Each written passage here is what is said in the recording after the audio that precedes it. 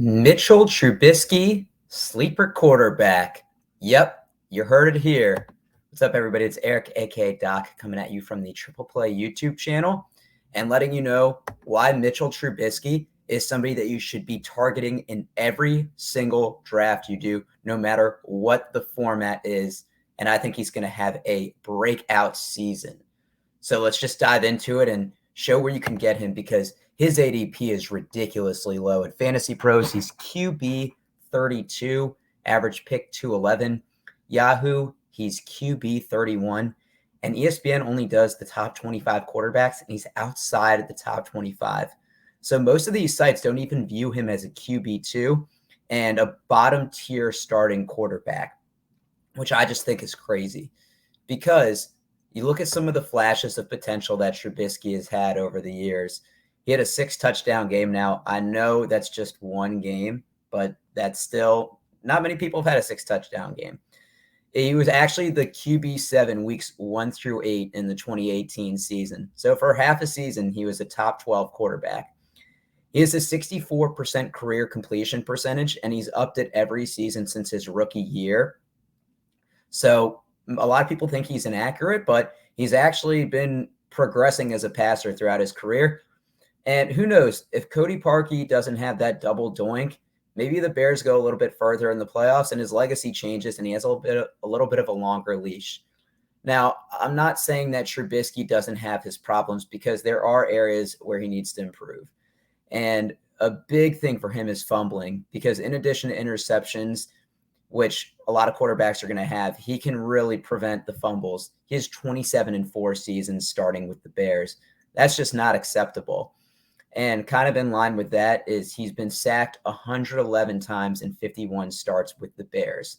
So what I think that really boils down to is he needs to get rid of the ball quicker. Now, the Steelers have a better offensive line than the Bears did, but I think for Trubisky, he's going to need to make better reads. And I think he's going to be able to do that because he's going to have better weapons. One of the things that plagued him in Chicago was he had a lack of weapons. Yes, he had Allen Robinson for 3 seasons, but he really had a lack of a wide receiver 2 or even a second weapon. Taylor Gabriel was a wide receiver 2 for him, or put up the second most amount of receiving yards at 688. Kendall Wright was another wide receiver 2, put up 614 yards, and Anthony Miller. None of these guys are great at separation or big targets for him. Didn't have a great tight end to throw to. So Trubisky had to make a lot on his own. And the Steelers are going to provide the best weapons for him he's ever had. They have Deontay Johnson. They have Chase Claypool. They have Najee Harris at the running backs. They brought in 2 rookies, George Pickens and Calvin Austin, Pat Freiermuth at tight end. So he's going to have a multitude of weapons to throw to. And I think that's going to help him get rid of the ball quicker because these wide receivers and tight ends that I mentioned for the Steelers are going to be able to get more separation, hopefully, than what he was dealing with the Bears. Now, one of the reasons that I think Trubisky has a lot of upside is because of his rushing ability. As a 4-year starter, he had pretty good rushing stats from what you're looking for a quarterback. A floor of 193 yards, which he had in 12 games, a ceiling of 421 yards, which he had in 14 games. He had 13 games with 30-plus rushing yards, which is at least 3 fantasy points. And he had a career-high 81 rushing yards in a game. So keep in mind that the first 2 stats are just for 12 and 14 games. Assuming he's healthy and keeps the job, that's 17 games, which means I don't think it's unrealistic he can provide you at least 500 rushing yards and hopefully some touchdowns to go along with that. And what I think it's going to do as well is open up the Steelers playbook because, look, Ben Roethlisberger, the last 3 seasons was a statue. 46 carries for 23 yards. That's half a carry per attempt. So to say that Trubisky is going to be able to give the Steelers a different look this year, I think is very underrated because Ben was very limited the last 3 seasons, and the Steelers were quite frankly afraid to move on from him. Now, one of the reasons I think Trubisky is going to have a favorable year is when you look at the Steelers' schedule. They play 5 games against teams with bottom-tier pass defenses. So they play the Ravens twice, and the Ravens gave up the most passing yards per year or per game at about 294. Then he gets to play the Jets, who were 30th, allowing about 275 yards per game. And then the Bengals he gets to play twice, who averaged about 265 yards per game given up.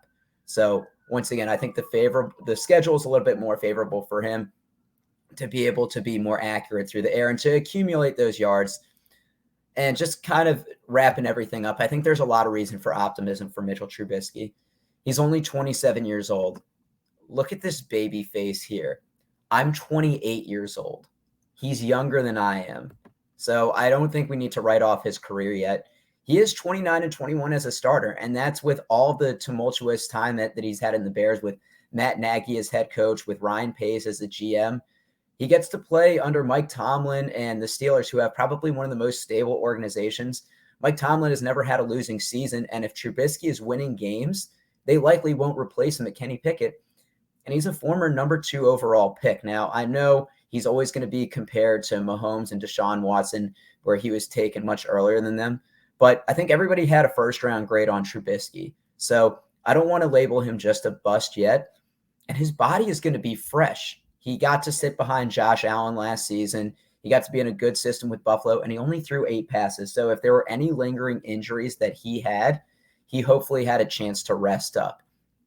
And just to kind of wrap everything up, you don't need to be a good real-life quarterback to be a good fantasy quarterback. What we've seen with Tim Tebow is he was a viable fantasy starter because of that rushing upside. Did he have a long NFL career? No, but that one season with the Broncos where he led them to a playoff win over the Steelers, he was a top 12 quarterback. And that's what I think Mitch Trubisky can be based on what we've seen on his potential and where his ADP is. He is somebody that you need to draft, and I will be targeting in all formats. So everybody, I appreciate you watching. Leave some comments. Let me know how you're feeling about Mitch Trubisky. But I think he is a sleeper quarterback, and I think he is someone that has top 12 upside. Everybody that watches Triple Play, we appreciate you tuning in, and make sure you catch out some of the other videos, and please subscribe to the channel.